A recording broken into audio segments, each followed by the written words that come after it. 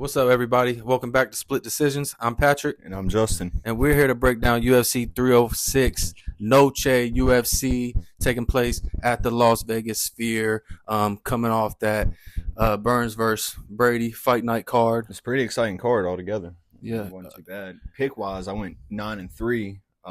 Really, two of the dogs I missed on were Burns. They were underdogs, Burns, and then Facts, we were both on Burns. I think the Felipe Dos Santos, he was another dog that I picked that lost. And of course, I picked Wrong Zoo, but Wrong Zoo, something told me before that fight, I had just a weird pit feeling that Taco was, an underdog not to sleep on. So, Of course, just the last second I threw together a little parlay that I hedged it with Taco. He was like the beginning fight. That hit. But other than that, I missed most of my parlays because I just doubled down on Gilbert Burns in every single one of them because I really thought that was his spot. And he just came out there looking like he was lost almost. Facts. Yeah, Taco, man, that fucking elbow was nuts. Dude, that was insane. It hit him so hard that he thought he got eye poked at first because it just fucking flashed him. He tried stopping the fight, telling the ref, like, yo, he just poked me in my eye. Like, no, bro, that was a mean, clean elbow straight to the eye socket. It looked like a golf ball to his eyeball. So Facts. It was crazy. Overall, pretty exciting fights.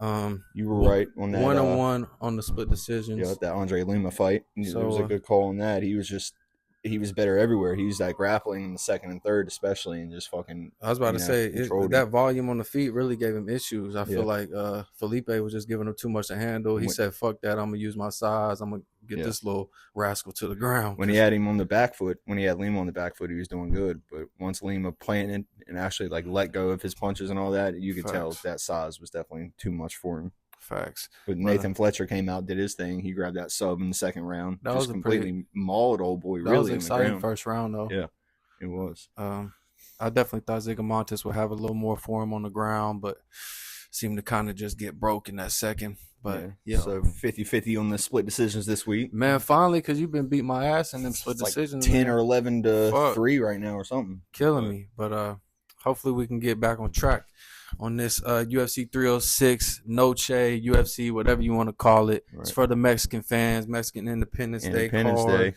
So a lot of Mexican fighters on this card. And yeah, man, we're going to get into this first fight. Well, since it is UFC Noche and Mexican Independence Day, I decided instead of just wearing a normal hat this week, I'll go ahead and switch it up one time. I don't even think Pat knows about this, but I brought me a nice little sombrero to really get in the mood here. Oh, he going out. He going just all the way in there. You guys know I'm fucking for real about these picks this week, right? Yes, so starting out this card, we have Raul Rosas Jr. versus Aoriqileng. Raul is 9-1, 3-1 in the UFC. He's got a wild, relentless, constant foot on the gas pressure.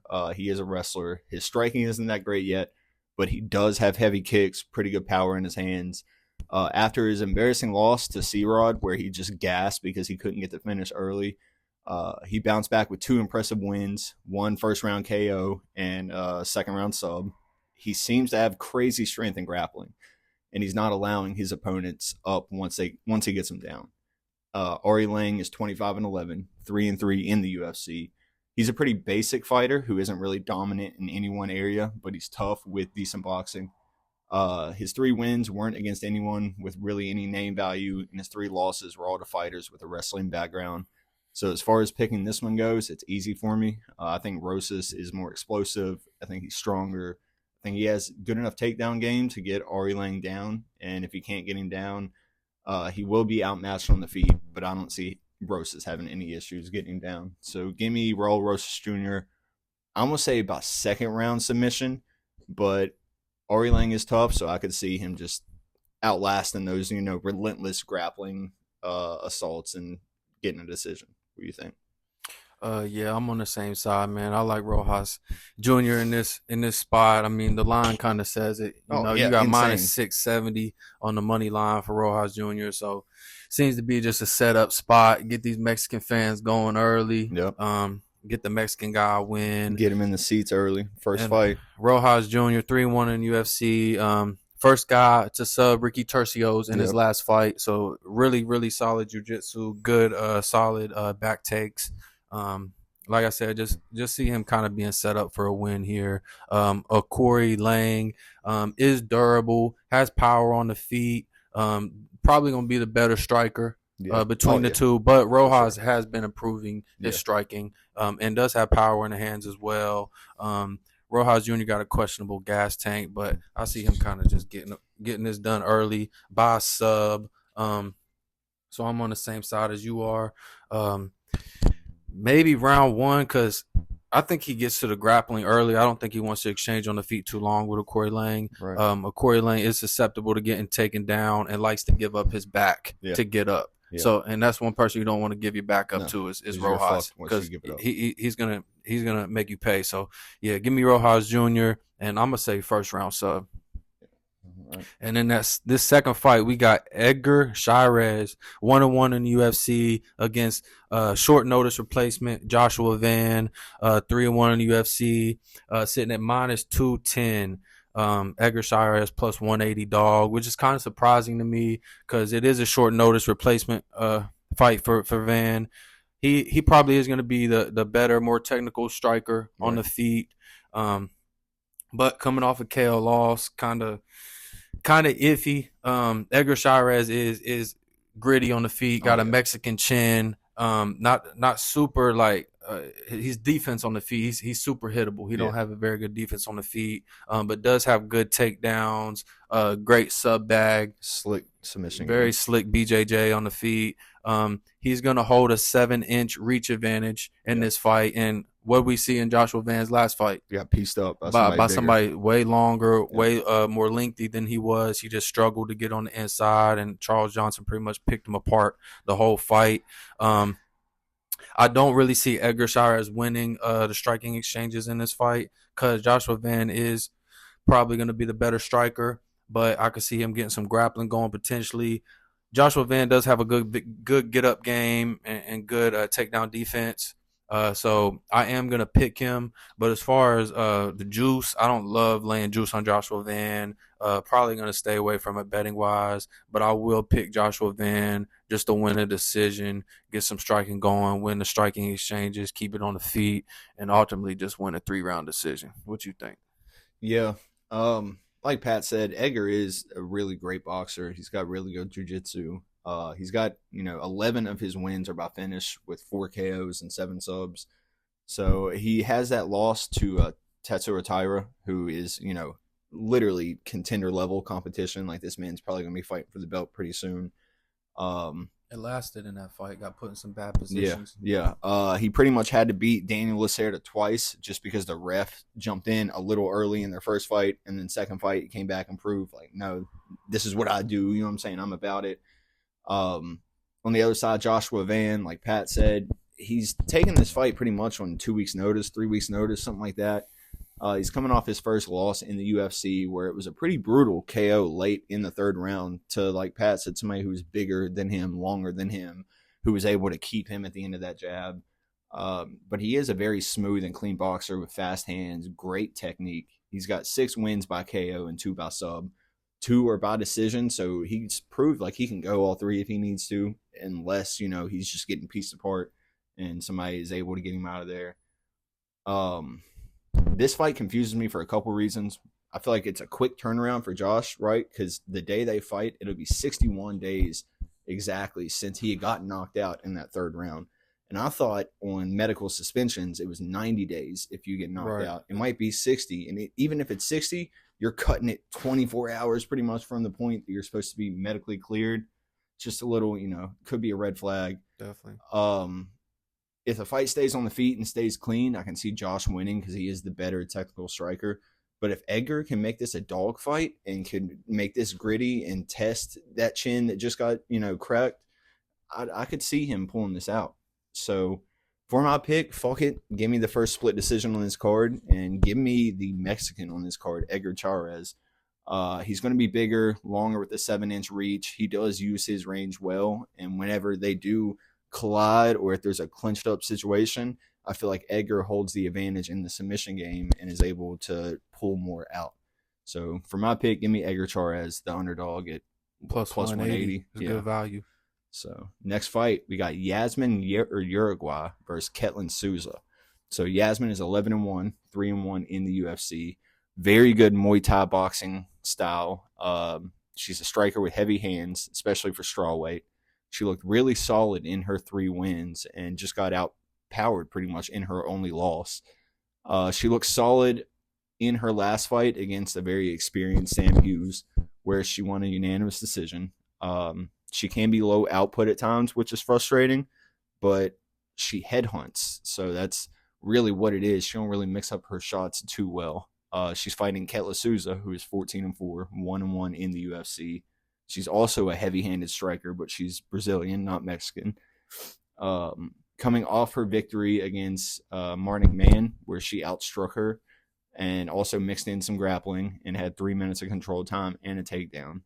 She showed off good grappling defense in that fight too, which she didn't have much of in her debut, so it shows that she's been improving. In her debut, she was taken down in leg lock pretty much. This fight's a no-brainer on paper. Yazmin's a better striker. She's shown better fight IQ and has the slight reach advantage, but this line is outrageous, and this fight just smells like a trap to me just because Ketlen is dangerous. She can get a finish. She can, make this a close fight.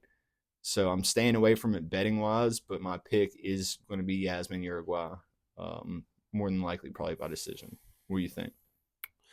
Yeah, it's a no-brainer to me. I think Yazmin's going to have this covered everywhere the fight goes. But like you said, that minus 520 money line is a no-go. Maybe a decision play. Ketlen Souza is tough. Yeah. She's physical. She throws heavy hands. She's going to walk forward, which reminds me of someone who has gave Yazmin issues before, Denise Gomez. Oh, yeah. She kind of just walked through everything Yazmin had, put her against the cage and unloaded and put her out. So could see something similar here, but overall I do think Yazmin has faced a better competition. She's got way better technical striking than Ketlen Souza. She has power in her hands as well. Good takedown defense, which she showed against Sam Hughes. I believe Sam Hughes went like 0 for 6 on takedowns in that Sam fight. Hughes got her down a couple times, but it wasn't much. She went for a lot. I could be wrong. I was about to say, I'll check the stats on that fight real quick. Yeah. But good combo. She's got solid pressure. No, Sam Hughes, 0 takedowns. She went 0 for 6 in takedowns against Sam Hughes. So 100% takedown defense against Sam Hughes, someone who puts that pressure on you and just wants to get that type of style going, says, you got some good takedown defense. But, I think she has good combos and solid pressure herself. So, I do see Yazmin Uruguay probably winning a 30-27 decision. Honestly, probably winning every round, doing what she needs in the striking exchanges, and, probably winning an easy decision. So in this next fight, we got Manuel Torres versus Ignacio Bahamondes. This is a fire fight. Yeah, this one's gonna be fun. Super solid fight on paper. You got Manuel Torres 3-0 in UFC, so undefeated in the UFC, sitting at minus 104 on the money line right now. He was a bigger dog, so a lot of money's been coming in on Manuel Torres. I think Ignacio Bahamondes opened up like minus 180 or something, sitting at minus 122 right now. 4-2 in the UFC. Will hold a 3-inch reach advantage. Uses his range really well. Has good kicks, powerful kicks. I remember that spinning wheel kick he knocked out old dude with a few fights ago. It's pretty impressive. Crazy kick, crazy highlight. Good footwork, uses his head movement really well, has good takedown defense. On the other side, Manuel Torres, explosive in that first round, man.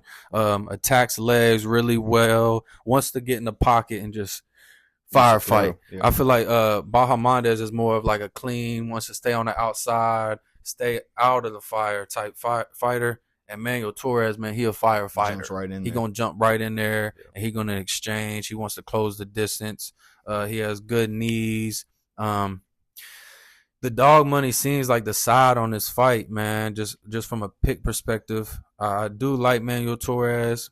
At a closer line, though, it kind of makes sense to take the Bahamondes side. Really, really hard pick for me. I am gonna go Ignacio Bahamondes to win the fight at minus 122. I feel like you're getting a good number. compared to what it was opened up at. And just feel like he's going to be able to use that reach advantage well, stay on the outside of those kicks, and ultimately probably just win a decision against Manuel Torres. What do you think?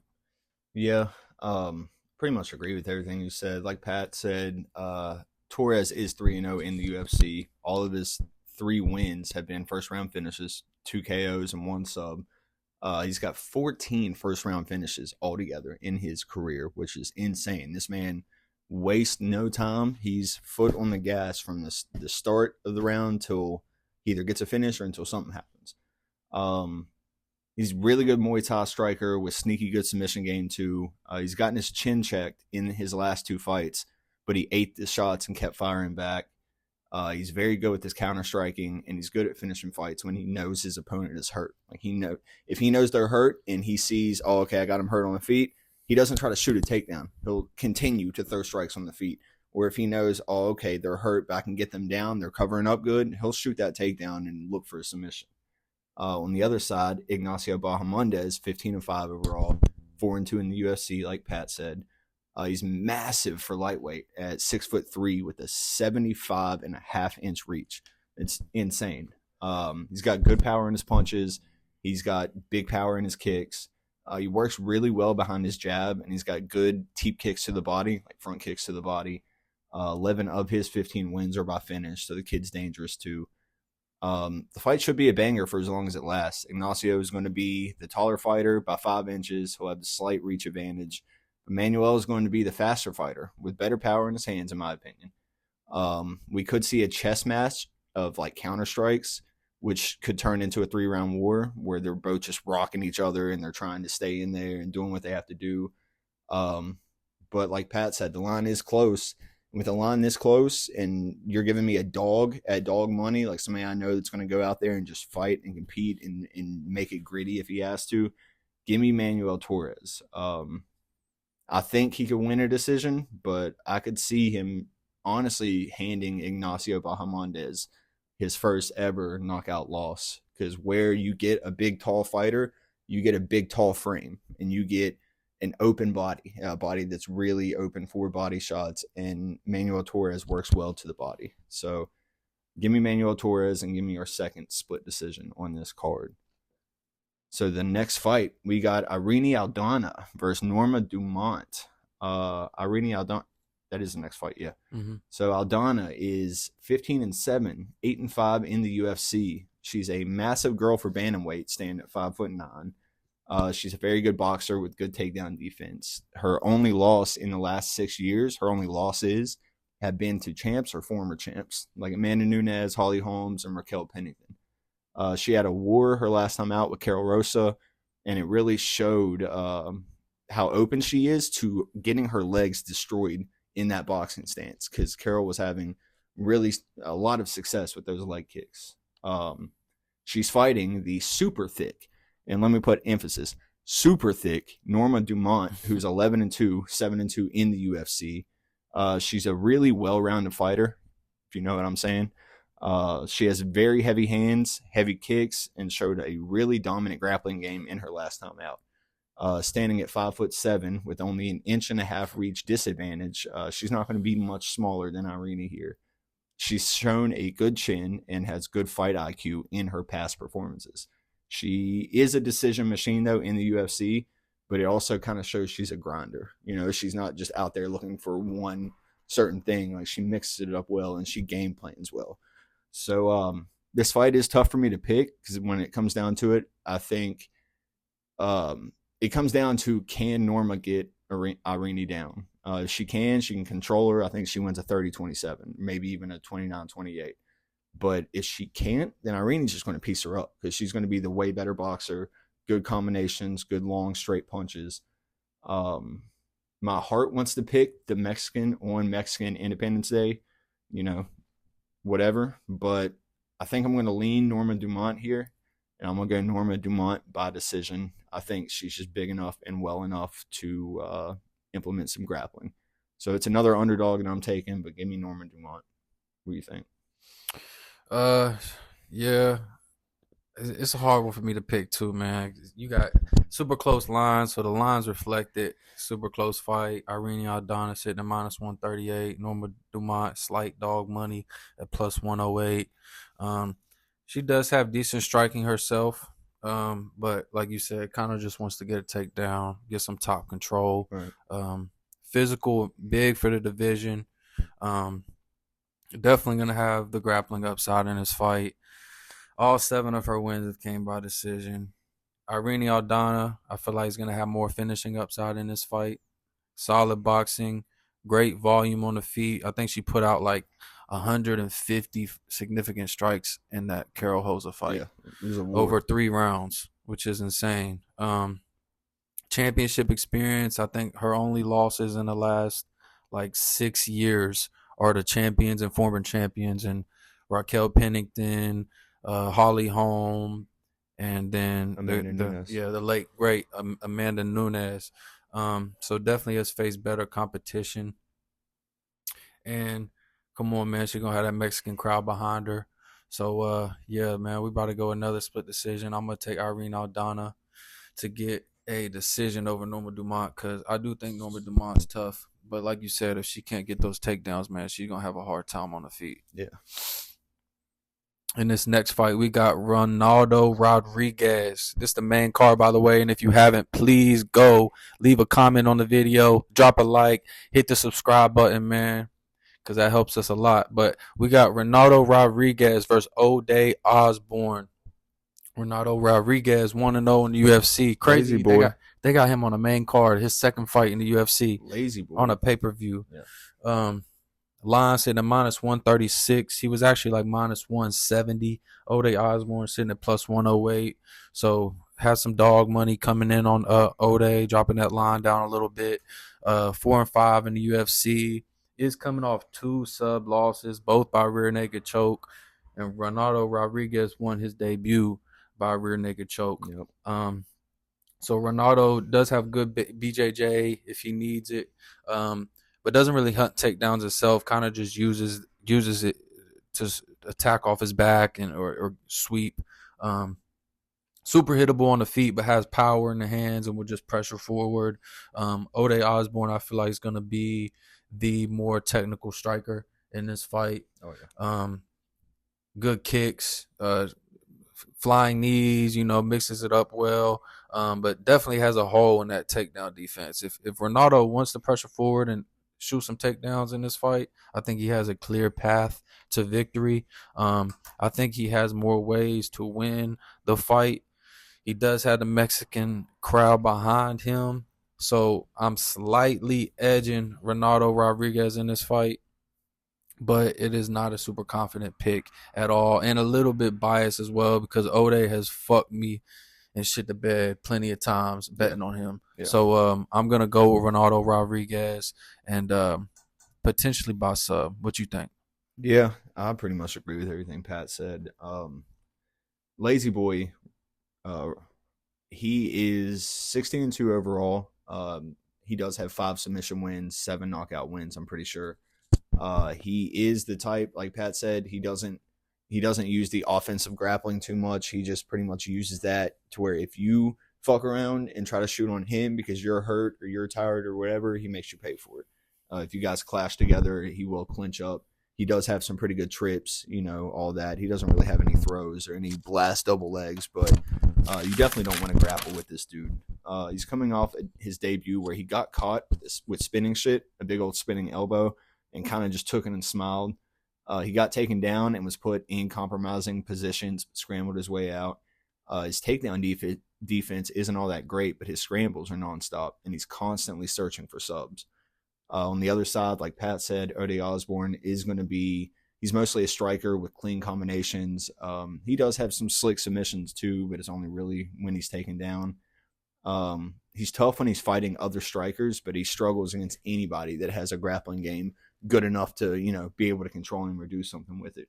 But he is very good on his timing with his punches, and he has sneaky power.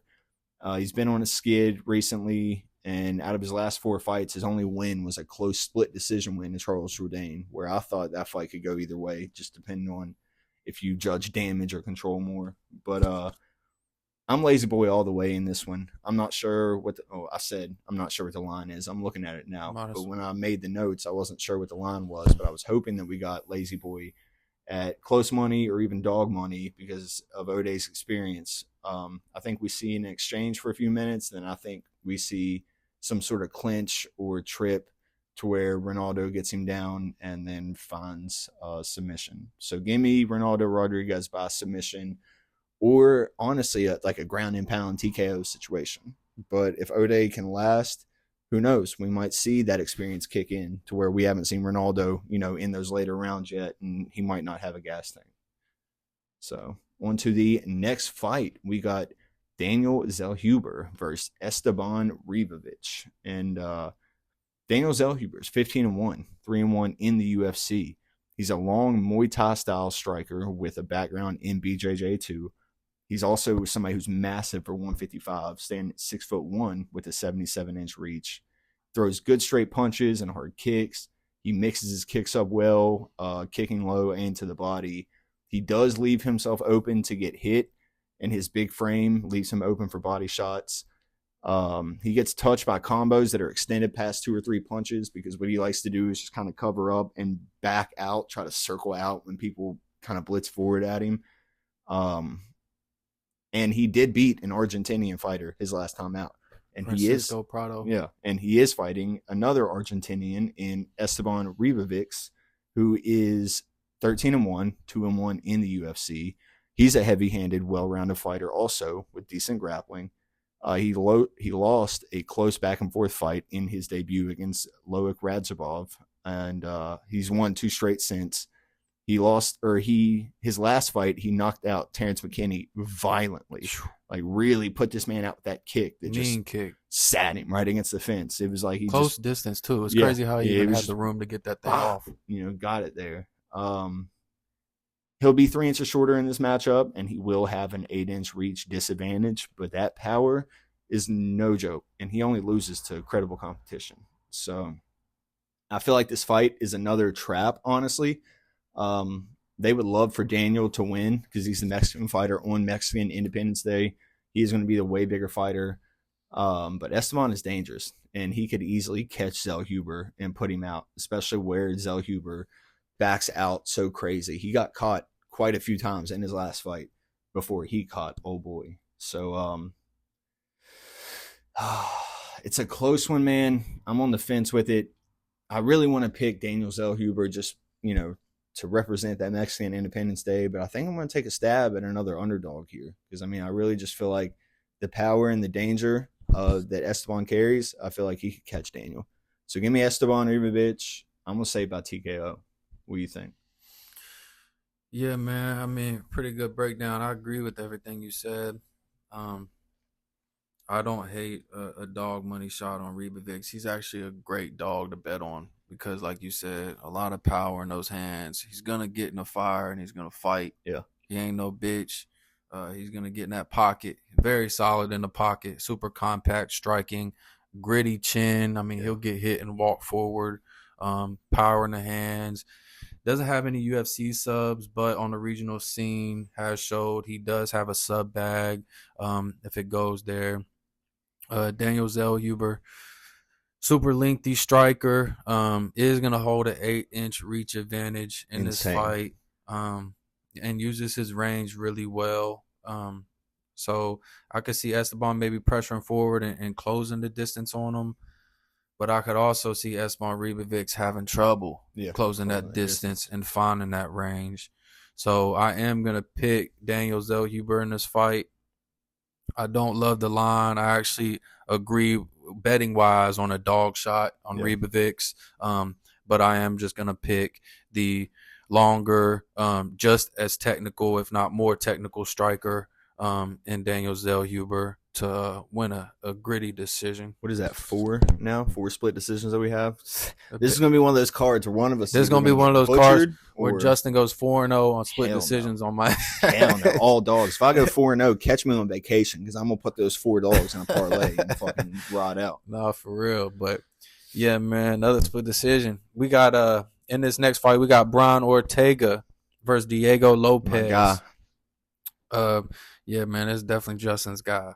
4-1 in the UFC, sitting at -180 on the money line, going against a very experienced Brian Ortega at +140. Ortega gonna have the durability edge. He's gonna have the cardio edge in this fight. Decent striking and pressure himself. Great BJJ and guard game himself. Insane. That, like I said, that experience edge is gonna be on his side. Only losses in this division are the champions, former champions, besides the Yair freak accident. Yeah, that was fluky as hell. And he came back and finished. Yair went in the rematch. By doing what? Being durable as shit. Yeah, he got rocked in the first, taking a beating and outlasting him. Yeah. What we see happen in Diego Lopes' last fight.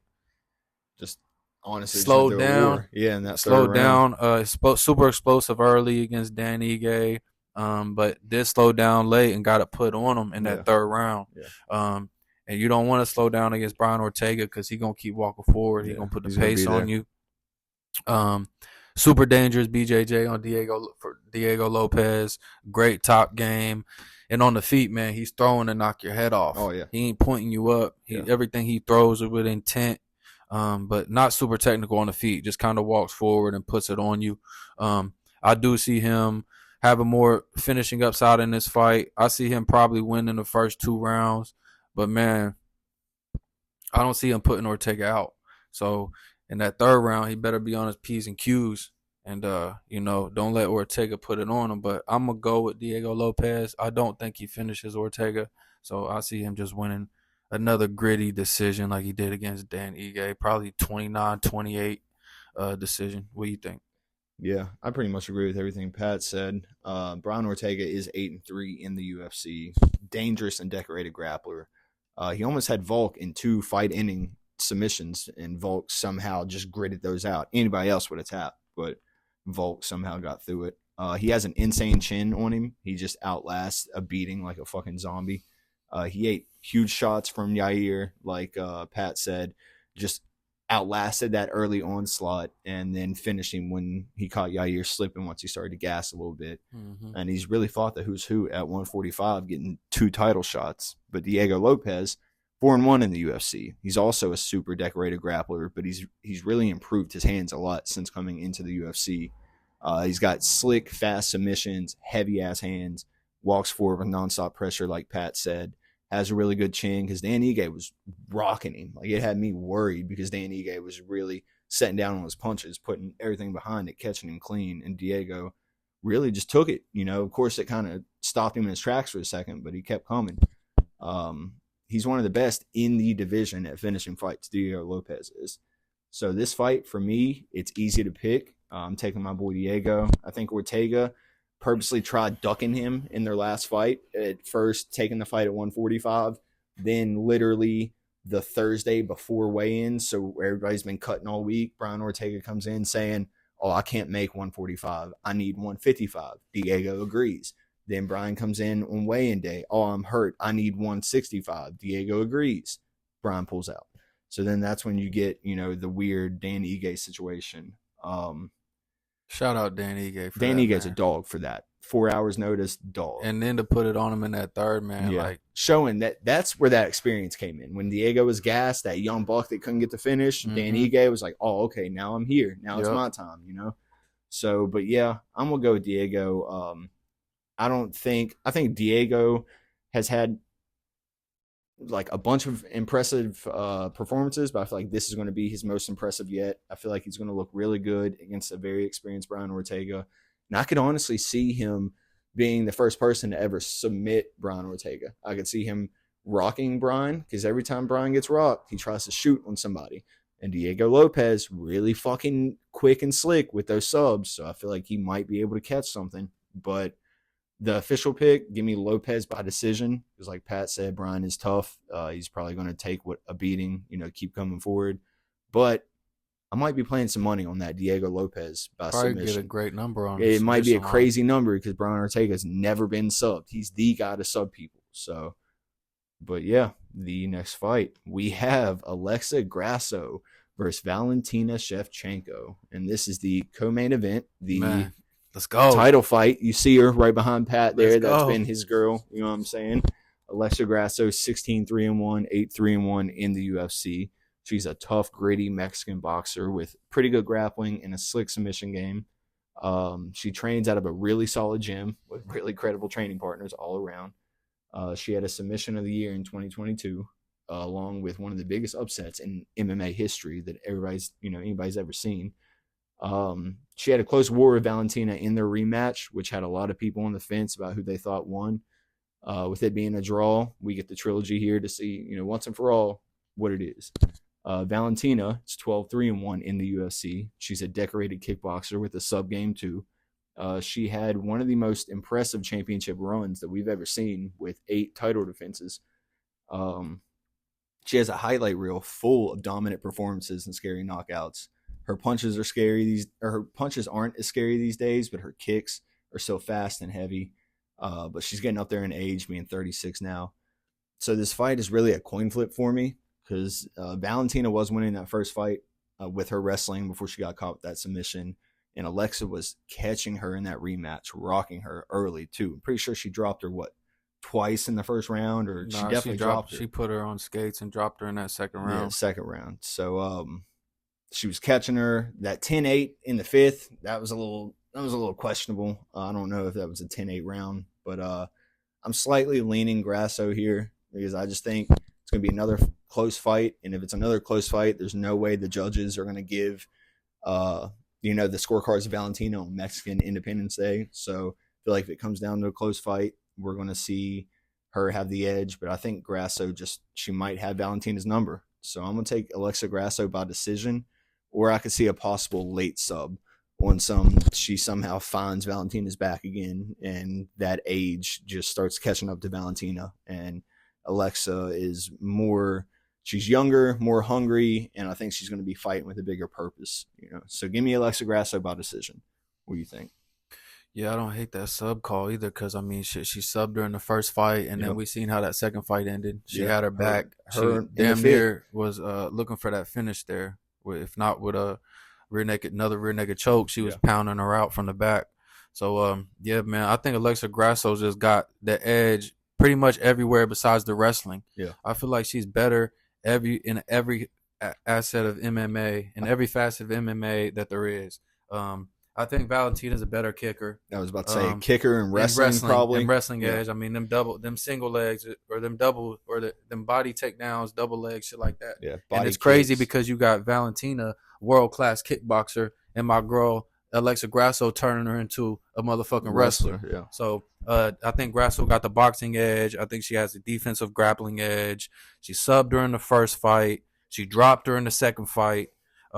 Good get up, good back takes, heart of a motherfucking champion. Going in there. Mexican chin, Mexican crowd on her side. Like I said, she almost subbed her late in that rematch. And there would have been no fucking controversy at the end of that fight. Valentina, man, you can't sleep on her, bro. She is great. Yeah. One of the best ever to do it. But there's going to be a long, gritty fight.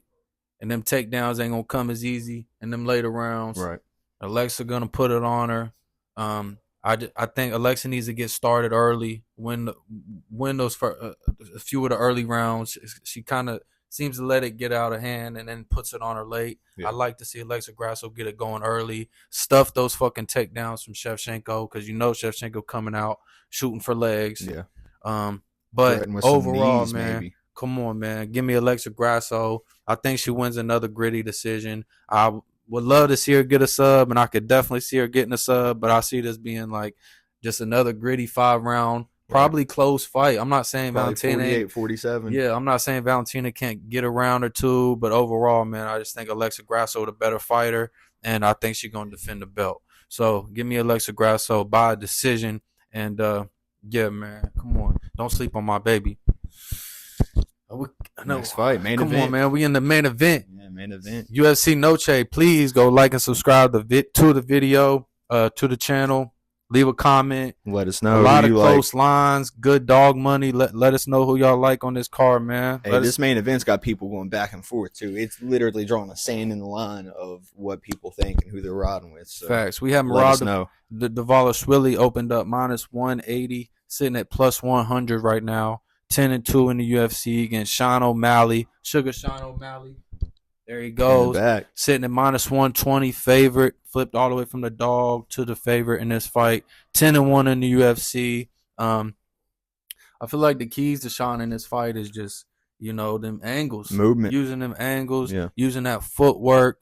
But also don't be afraid to sit down on your punches and let them go either. Right. Because Merab's going to have that relentless pressure. He's going to want to get these takedowns. He's going to want to close the distance safely. Yeah. Push Sean against the cage. Use the cage to help him get his takedowns. Super hard pick for me to fight, or super hard fight for me to pick. Super close line. Kind of, it's striker versus grappler, man. It's like classic tell again. It's like what do you go with? But what we see last time this happened. Well, O'Malley found that way. O'Malley found that shot. And Merab super open, leaves himself open to get cracked. Way more than Aljo ever did. I mean, we seen it in. Let's go back early in his career. Marlon Moraes had him on skates, cracked his ass. Henry Cejudo cracked his ass, had him on skates, dropped his ass.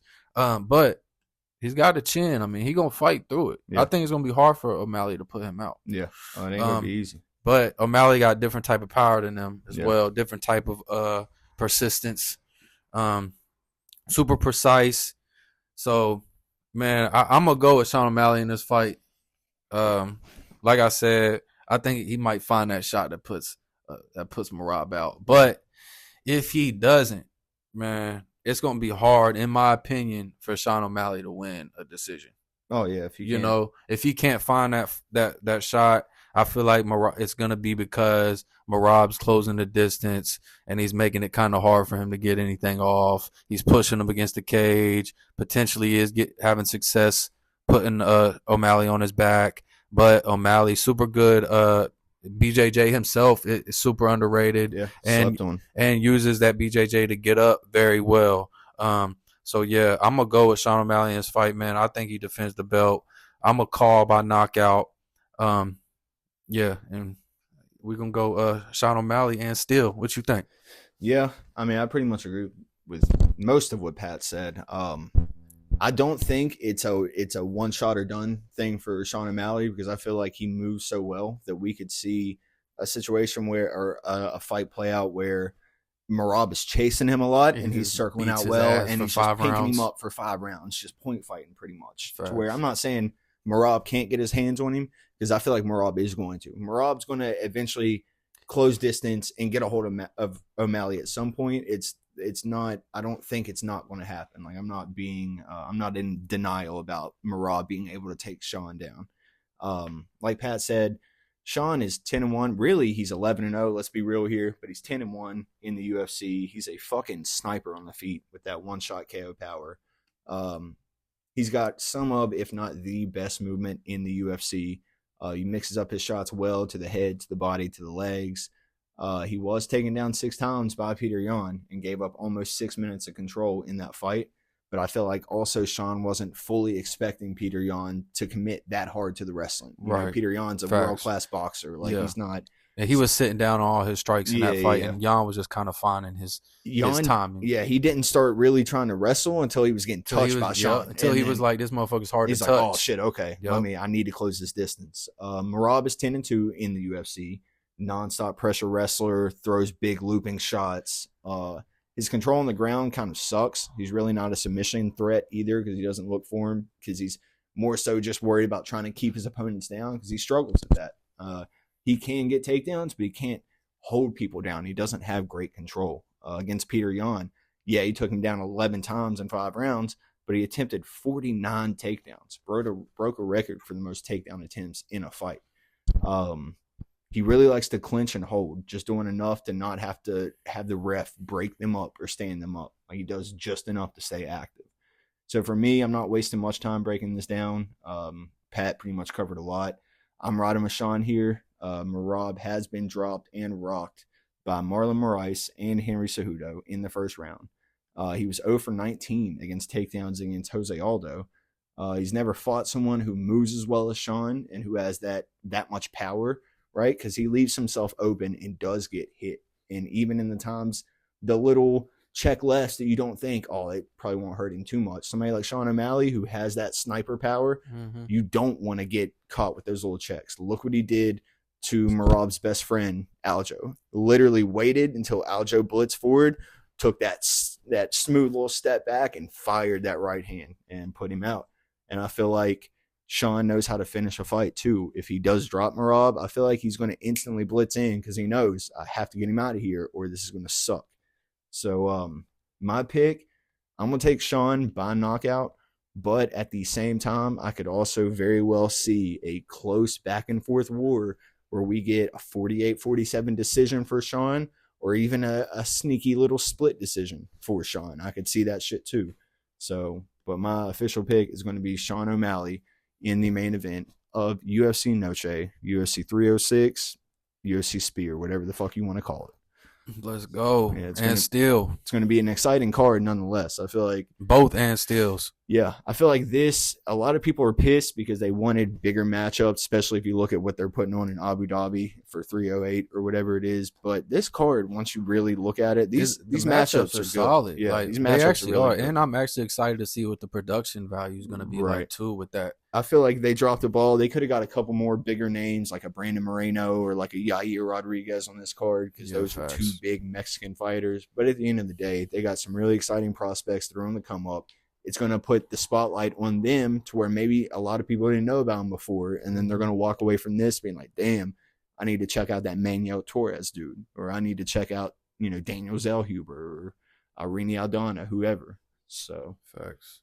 But that's episode 13 now? Is it episode 13 already, man? 13, and we got 4 split decisions on the card. So we'll see how this pans out. We definitely gonna see how it pans out. But overall, like you said, super excited for this card. Super excited for these matchups. Super excited for the big screen. Right. Just like I said, the production and the directors that they got behind this event. Yeah. Dana White's talking like this supposed to be. Dana said really big. I think the main card, which is 6 fights, each one is going to have a 90-second movie that plays in between the fights, and it's supposed to set a scene around the story or whatever. So the way I took it was, whenever the fighters come out to fight, they're going to have like an Aztec desert behind them in one scene, and they're going to have out in the jungle in one scene. Like they're going to have that kind of background. So I don't know if that's the case, but if so, that's going to be sick. Facts. Definitely looking forward to it. Hope y'all looking forward to it. Hope y'all cash some bets. Right. Hope y'all enjoy the card. Appreciate y'all stepping in. Please make sure to subscribe to the channel. Hit that like button. Please make sure to drop a comment on the video. And let us know who you're taking in the main event because it's a big fight, big implications. Facts, man. But overall, we appreciate y'all stepping in and enjoy the fights.